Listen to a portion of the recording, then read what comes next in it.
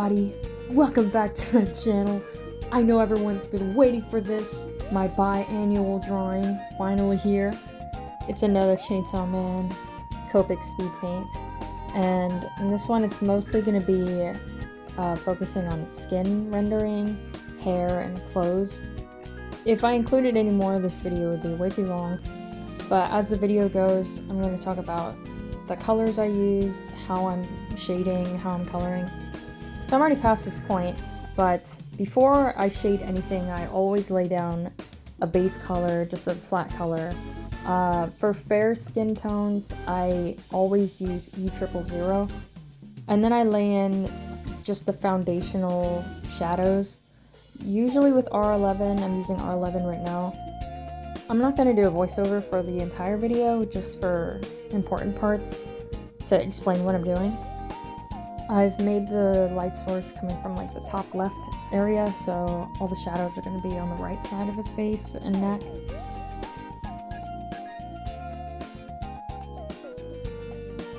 Then I go back in with the original base color, E000, and then I'm just kind of blending out everything.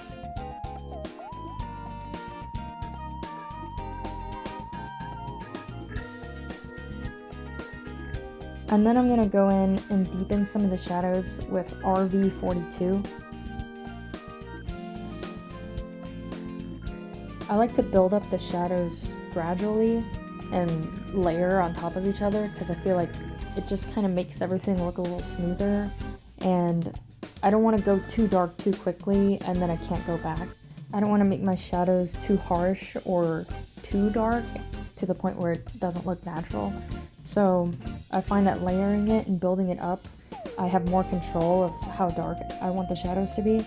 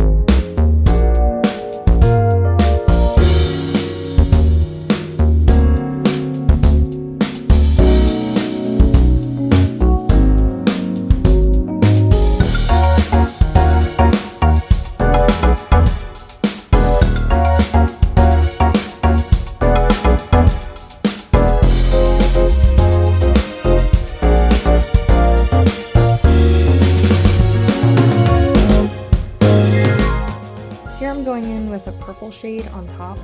It's BV00, and it's kind of just deepening the shadows. And when you look at like fair skin tones, a lot of the times you can see hints of like purple and blue, and it's like the veins underneath the skin.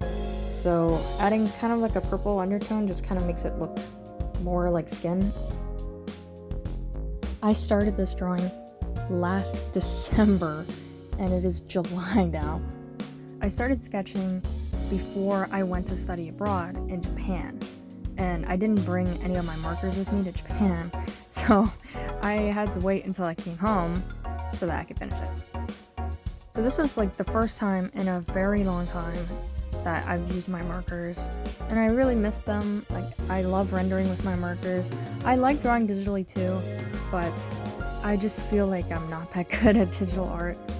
I feel like it always looks a little bit flat, and there's still a lot to learn, but I think I'll always choose rendering with my markers instead of rendering digitally.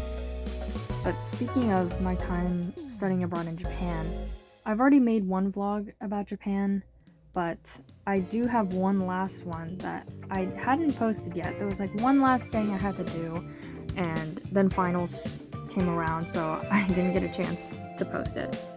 But that one was about being a study abroad art student in Japan. So I'm probably going to be posting that right after this one, honestly. So if that's something you're interested in, you should check it out. I'm also going to be a rising senior this year. If you don't know, I'm an animation student at Miitomo. This year I'm going to be a senior and I'm going to be working on my thesis project, but I'm planning on making a lot of videos about that. I feel like that would be cool. Like week in the life of an animation student and like vlogs like that. I feel like that would be cute. As for how I render hair, I'm not even gonna lie to you, I really don't know what I'm doing. I just put a lot of V shapes and I hope it works. Sometimes it does, sometimes it doesn't. I think it worked for Aki, but later I colored Denji's hair and I completely failed. So it's not even in the video, I can't show that. But I fixed Denji's hair later digitally because it really was that bad. But I don't know if a lot of people are aware that I do probably 95% of my drawing on paper with my Copic markers, but then I go in digitally. I take a photo with my iPad and then I just go in Procreate and I finish any last details. If I made mistakes, I go in and fix it. If there's anywhere that has a lot of space that needs to be colored, I'll usually do that digitally because Copic ink is very expensive and it also gets kind of streaky when you're trying to fill in a really big space. So like coloring the walls, I don't really feel like it's worth it to color it with my markers. I feel like it's kind of a waste of ink. And usually I go back in digitally to like smooth out the streakiness anyways, so might as well just do it digitally. I don't think I have anything else to say for the voiceover, so now I'm going to switch over to captions.